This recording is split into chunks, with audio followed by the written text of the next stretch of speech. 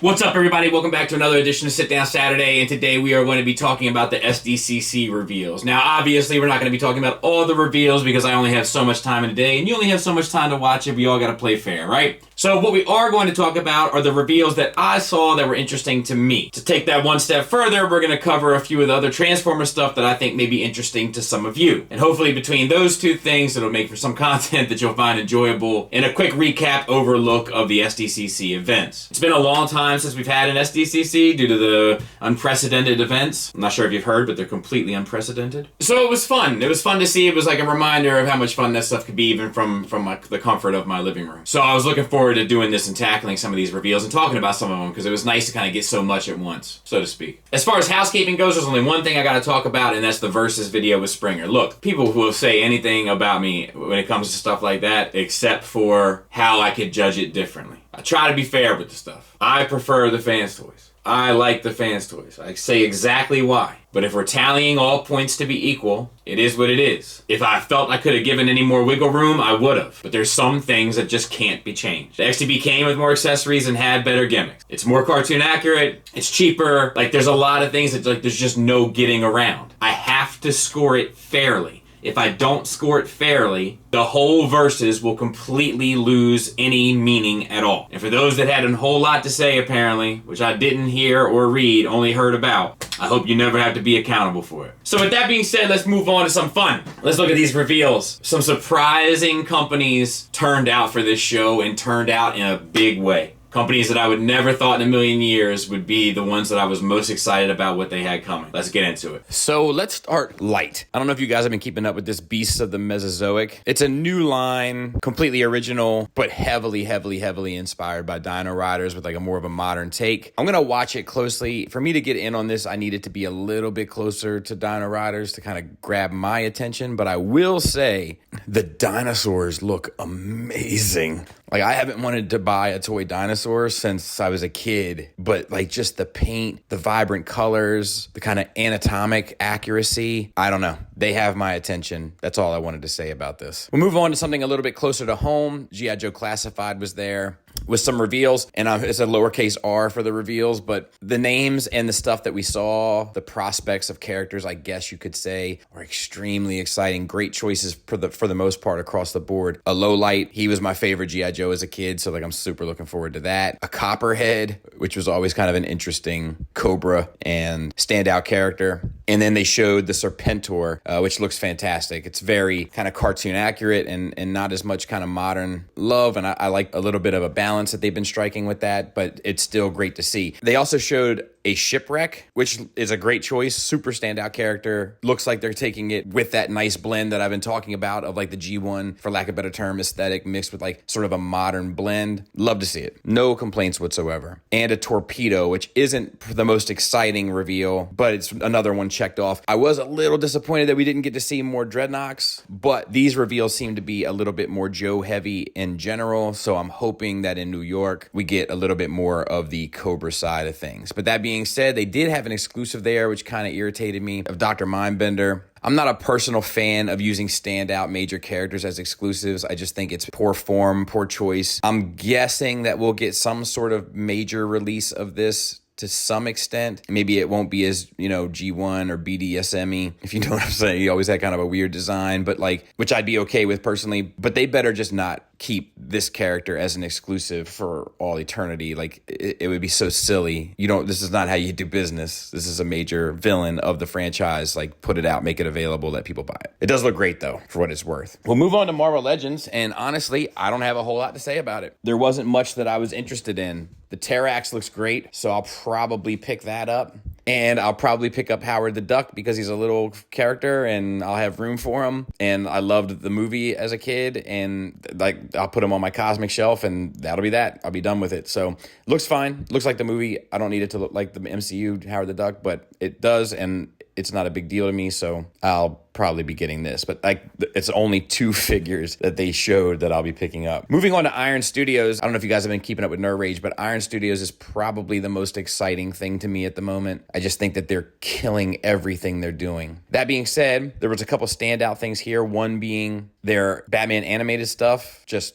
picture perfect. Obviously, there's simpler designs, but like even the poses and kind of the ambiance of the setting of the statues just look absolutely amazing to me. And I was also really struck by this larger statue. I probably won't have the room for it, but of Lois and Clark, so to speak. I just think it looks great. If I had the room for it, I'd probably pick it up. And this doesn't interest me at all, but I know a lot of you guys are into the Mighty Morphin Power Rangers. Right? There's been some confusion recently as to what I should be calling them, but this looks like a set of statues that are meaningful to that crowd, and it looks like when you put maybe their bases together, it forms this little setting. Iron Studios has done this before with Thundercats and Turtles, a few other things, but like this just looks perfect if you're into this franchise. It just looks like the perfect display piece for a Ranger fan. I will definitely be getting the Martian Manhunter from the Snyderverse. I love the Snyderverse. I think it's amazing, and I support as much as I can of it. And this is no exception, and this is one of those characters that I thought we probably wouldn't get any kind of representation of, and I couldn't be happier that I was wrong. And then I also like this Scarecrow. I don't know if I'll pick this up, but I think it looks cool, and it's a cool pose, and I like all the twists and twirls of the trench coat and such. I just think it's a pretty dynamic looking piece.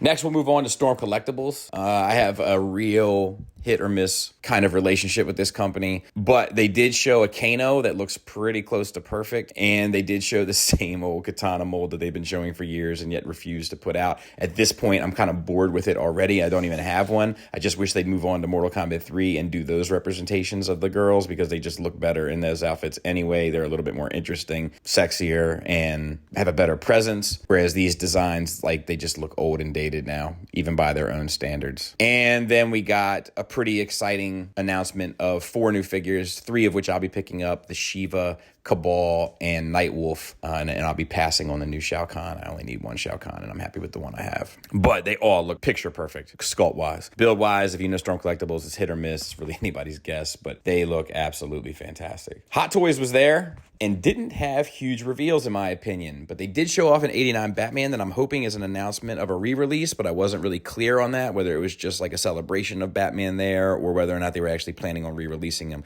It's one of the ones that I don't have that I'm thinking about buying, so I was excited to see it. I hope that it's getting a re-release. And then I was also excited to see the new Hawkeye, because I think I like that one, and I'm going to pick that one up as well. But not a whole lot of excitement from Hot Toys at this show. With Star Wars, DC, or Marvel, which are their like kind of big franchises, not a whole lot of new stuff shown off, not a whole lot of excitement, not a whole lot to write home about, which is very much unlike them. There's a lot of that going on. We'll kind of comment on as we go through.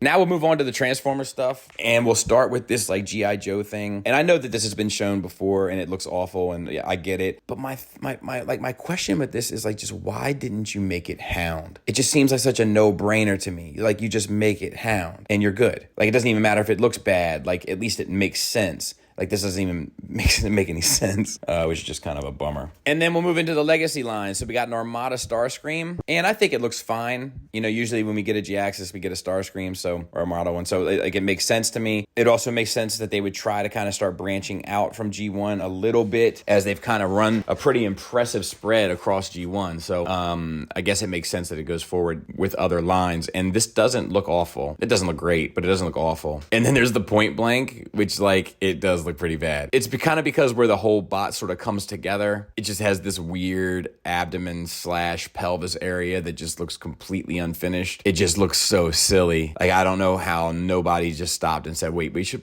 guys, do you want to do something here? I feel like this is, anybody want to put some plates or something here? Anybody want to do anything here? It just looks like some sort of alien face. It's just, I don't know. I don't care for it at all. I think it's really poor form, honestly. Then there's a Crankcase. I kind of have a special place in my heart for Crankcase, and I think this is a good enough representation of him. And it's exciting to see him get a little bit of love. And while I'm not crazy about the aesthetic, I do feel like the aesthetic still fits the motif of the character. Like, I still feel like they drove that home. So I'm happy to see that for those that are into this line. Like, he's a pretty interesting character. His thighs are as hollow as my mother's soul. But other than that, it's like it looks like what you would expect from this line currently. And it doesn't look bad. The Dead End. The Dead End is interesting because it's a retool of the drag strip. But just looking at this, I don't see the same proportion issues. I'd have to have it in hand and compare it with the drag strip, but like the mid, like the torso of the body doesn't seem as long to me as the drag strip, which kind of stunts the legs. You do get the really short thighs to the lower legs, which does play a part in that proportion aesthetic, but this one doesn't look as bad to me, to be fair. And this Alpha Trion Orion Pax thing, to me, looks fantastic. Like, I think this is the best showing that they have had in maybe years. I don't have any real criticisms of this. Like, I think this looks like the two characters that people have kind of been interested in having for a long time. The accessories are cool. Like, the callbacks to the episodes are thoughtful, and like the robots themselves look good. They look full. They look complete. Like, this looks like a high level operating status for Hasbro in this line. Like, this in my opinion should be the target. Everything to look like this. And maybe I'm nuts. Maybe you guys disagree, but I just feel like this really drives home what the line should look like. What they shouldn't look like is this. I'm just kidding. I just think it looks dumb. I know it looks fine. I know it looks accurate. I know people are excited about it. It's just like, what is going on? Like, what is the chest, it's just not for me, dude. I don't know. What do you want from me? I don't like it. And then this thing too. I'm excited for those. I know B Sports, that's a passionate kind of fandom, and I'm excited for those that are excited for it, or maybe not excited, to be honest, but happy, at the very least, happy for those that are excited for it. Genuinely and generally happy, but to be honest, it just doesn't do anything for me, but at least this one doesn't look as ridiculous to me as the dragon figure, but whatever. And then we got one last one to talk about, and it just shows how far they're taking this line and how kind of thoughtful they're being about it. And while I don't necessarily care for a lot of the pieces of it, I can't deny that they really, they care, and it's nice to see them care because there's been years that I've been doing this and years that I've seen them not care. And it's obvious when they do. Speaking of not caring, I don't know what is going on with Star Wars: The Black Series. I have no idea. But I'll tell you what's not okay is these reveals.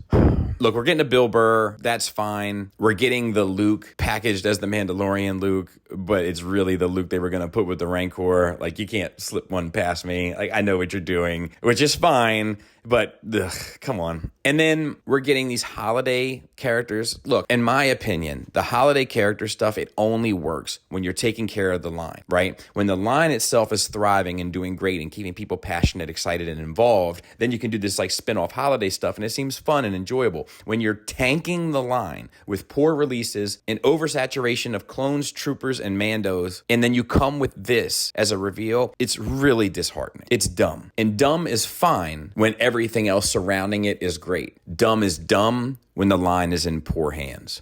Speaking of it being in poor hands, we got pictures of upcoming releases. We're getting another one of these Wookiees from the Mandalorian, the Cranston or Boba Fett. I reviewed that. I haven't got a chance to post it on Patreon yet, but spoilers, it's not a good figure. So any future releases of it don't excite me at all. Same goes for this Mandalorian. I don't really care. The only one I'm excited about here is Ki-Adi-Mundi. I wish they would invest in more characters like that. They don't. And in fact, to celebrate the anniversary of Return of the Jedi in 2023, we're getting a bunch of re-releases with one new figure, Wicket, which is cool and I'm happy to get, but what a dull surrounding wave. Just really disheartening. This team, the people behind Black Series currently, they need to be completely readjusted. They need some straightening because it's a mess over there. And I've never seen it kind of this mismanaged in its entire history. While we're on the topic of Star Wars, I just want to say as we look at this Tamashii Nations set, the Gamorrean Guard does look cool, but Tamashii Nations is in a weird spot right now too. How long has it been since we've seen like a significant reveal of Star Wars stuff, of Marvel Cinematic stuff, of DC stuff, of the Street Fighter line? Like, where is it all? I feel like I would like to get an update. If anybody knows, feel free to let me know or drop me a link or something where I can find information about it, because it seems in shambles. Now, I want to move on to the two best company reveals, in my opinion. The companies that had the standout showing at this event. And the first one is Mafex with their boys line. They are killing it. Starlight looks fantastic. Just picture perfect. And they also showed prototypes of the Deep, A-Train, and Maeve, and they all just look right on the money.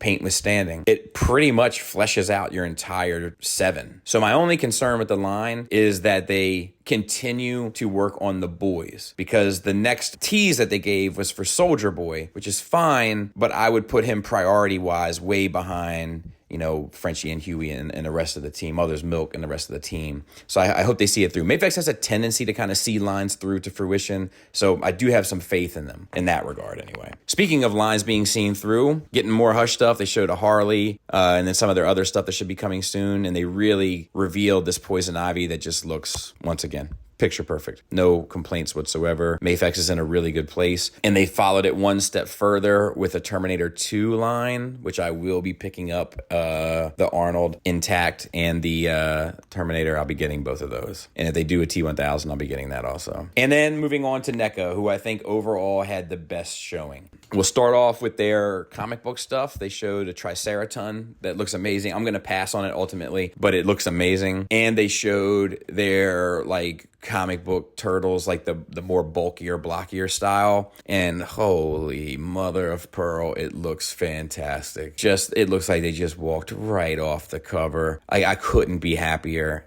I can't wait to get this. I cannot wait. I think it just looks amazing. It takes me back to that artwork. I saw the cover as soon as I saw the picture. Just stellar work. While we're on the comic book line, they showed a Splinter, which I might get as well, just to round out the team. I feel like Splinter's often overlooked, and it's nice to see him get some love these days. But they weren't done with Turtles. For their cartoon line, they showed a Ray Fillet and the rest of the Mutanimals, or whatever they were called, the cheetah and the wolf thing. And they look great. I'm definitely in for the Ray Fillet. We'll have to see how they're packaged. I'm not sure if I'll pick up the other two because I don't really remember them that well. But the Ray Fillet has a special place in my heart, just how goofy the toy was and stuff from being a kid. Showed off some new Predators, which is kind of par for the course, but they do look great. An Alf that looks fantastic, and I'll probably pick up. And an E.T. that I actually I was going to pick up one for my movie shelf, and I had Laura come in and choose which one she wanted me to get because they all look so bloody good. NECA's in a really good place, man. They're continuing with their Universal Monsters line, and we're getting the Creature from the Black Lagoon, which will pretty much round out that collection as well. And then the last thing that I wanted to comment on that I'm definitely in for is they're doing a dinosaurs line, and they showed off, I think his name was Earl and the baby, which I remember watching as a kid, and I'll find a little place to put that. And this, they're just doing what they do well, which is sculpts and paint. The builds and stuff and articulation for NECA is always in flux and definitely always up for improvement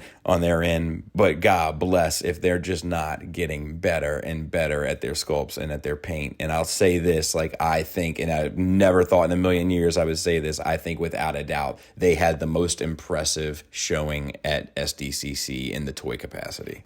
And that's that. The Black Series sucks so bad right now, man. God bless. I wish they'd get their stuff together. It's just this combination of poor choices, trying to keep up with current content with characters that aren't really landing, and then not paying enough homage to the stuff before it. It's just in really, really, really bad hands right now. I wanted to make one more comment about the Marvel Legends, too. I was really disappointed that we didn't see any X-Men reveals. Maybe we'll get it in New York, and I'm sure they got stuff coming, but man, there's some X characters out there that I really would love to see announced. Banshee, Feral, they just pop to mind immediately. So I'm still holding out hope, but I really would love to see something. The stuff that I didn't talk about, a lot of their Marvel Legends, movie stuff, it looks fantastic. I just don't have any interest in it. But yeah, look, next week for Sit Down Saturday, there's going to be a very heavy video coming with a lot of information about it, and it's going to stir up a lot of hornets. The uncut version of it will be on Patreon. It's 2 hours long. The regular video is, I think, close to 20 minutes. So that's not one that you want to miss, and people are going to react to it. That's all I'm going to say about it for right now. I guess be prepared. Anyway, till next week. I'll be back Monday. Thanks for listening. Thanks for watching. Until next time, take care.